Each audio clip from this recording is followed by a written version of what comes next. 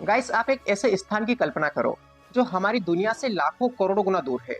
एक दूसरी गैलेक्सी जहां न तो हमारी धरती का सूरज है और ना ही हमारे जैसे प्लैनेट्स, जहां पर बर्फ के अंदर कुछ चीजें जमकर छिपी हुई है। ऐसी चीजें जो हमारे जैसे जीवन का पहला कदम हो सकती है। Hey guys, welcome to alien labs. आज हम बात करेंगे जेम्स वेब स्पेस टेलीस्कोप के द्वारा खोजी गई एक ऐसी गैलेक्सी के बारे में, और हम समझेंगे कि आखिर इसका मतलब हमारी पूरी साइंटिफिक अंडरस्टैंडिंग के लिए क्या है। गाइस, ये डिस्कवरी हमारी मिल्की वे के बाहर लार्ज मैगेलेनिक क्लाउड नाम की एक दूसरी गैलेक्सी में हुई है, जिसको शॉर्ट में एलएमसी कहा जाता है। एलएमसी एक छोटी लेकिन हमारे पास वाली गैलेक्सी है, लगभग 1,60,000 लाइट ईयर्स दूर। आप इसको ऐसे समझो कि अगर हमारी मिल्की वे एक विशाल शहर है, तो एलएमसी उस शहर के ठीक बगल में एक छोटा सा कस्बा है। और इस एलएमसी में ST6 नाम का एक यंग प्रोटो स्टार है। प्रोटो स्टार का मतलब है एक ऐसा तारा जो अभी बन रहा है, फुली स्टार नहीं बना लेकिन बनने की कोशिश में है।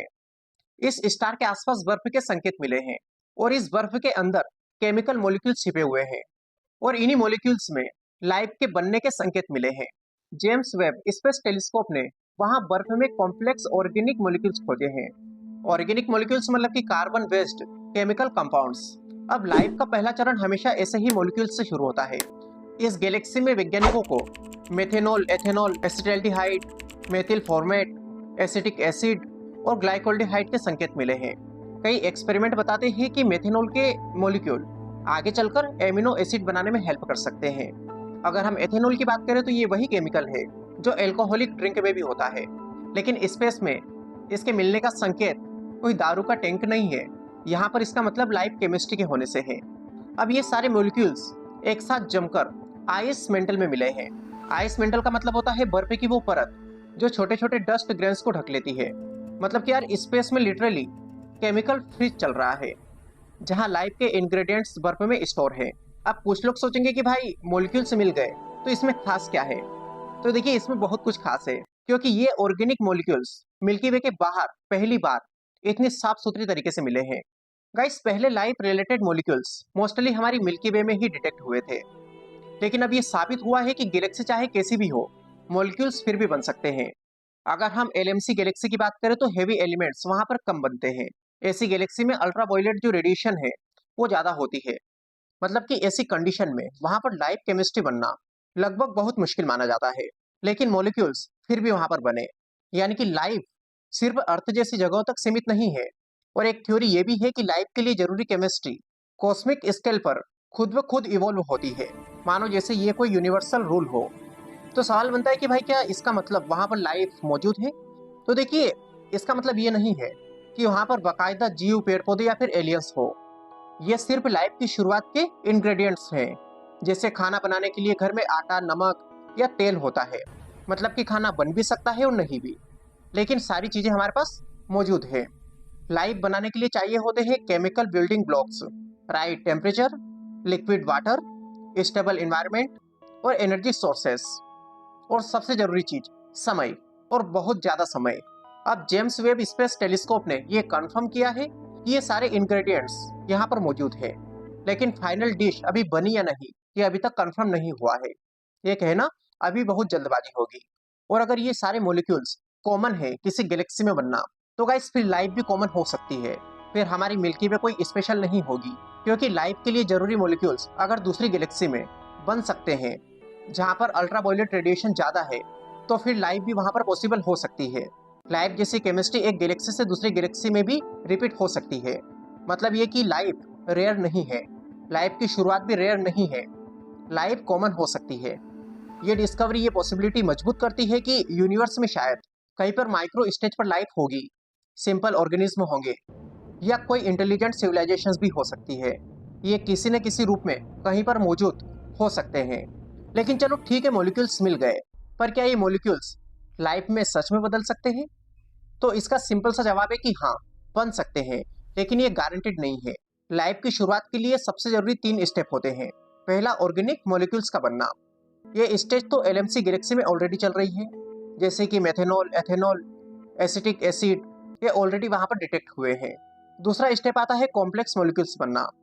मतलब कि ये मॉलिक्यूल्स आपस में रिएक्ट करके आगे ये बना सकते हैं एमिनो एसिड्स, पेप्टाइड्स शुगर्स, यानी कि वही चीजें जिनसे डीएनए और प्रोटीन्स जैसी फंडामेंटल चीजें बनती है। अब लेबोरेटरी एक्सपेरिमेंट से ये पता चला है कि मेथनॉल प्लस अल्ट्रावायलेट लाइट ये मिलकर एमिनो एसिड बना सकते हैं। इसके बाद तीसरा स्टेप आता है सेल्फ रेप्लिकेटिंग सिस्टम बनाना, यानी कि लाइफ का ओरिजिन पॉइंट। और ये सबसे कठिन स्टेप है, लेकिन थ्योरेटिकली ये पॉसिबल है। अब अगर राइट इन्वायरमेंट मिलता रहा तो ये मॉलिक्यूल्स लाइफ के सीड बन सकते हैं। पर अगर इन्वायरमेंट हर्ष हुआ या टाइम नहीं मिला तो ये सिर्फ सादे मॉलिक्यूल्स बनकर रह जाएंगे। गाइस, एलएमसी जैसी गैलेक्सी में मेटल और हेवी एलिमेंट्स कम होते हैं, वहां पर अल्ट्रावायलेट रेडिएशन ज़्यादा होती है, तो हो सकता है कि मॉलिक्यूल्स टूट भी सकते हैं। इसके बावजूद भी ये मॉलिक्यूल्स वहां पर जिंदा रहकर बन रहे हैं, यानी कि लाइफ केमिस्ट्री अपनी जगह वहां पर बना रही है। वैज्ञानिकों का ऐसा मानना है कि अगर लाइफ केमिस्ट्री इतनी हर्ष जगह में भी टिक सकती है तो यूनिवर्स में लाइफ रेयर नहीं होगी, बल्कि कॉमन हो सकती है। अब कुछ लोगों के दिमाग में यहाँ पर एक और सवाल आ सकता है कि जेम्स वेब जैसी टेलीस्कोप ये सब डिटेक्ट कैसे करती है? आखिर बर्फ के अंदर मॉलिक्यूल्स इतनी दूर से दिख कैसे गए?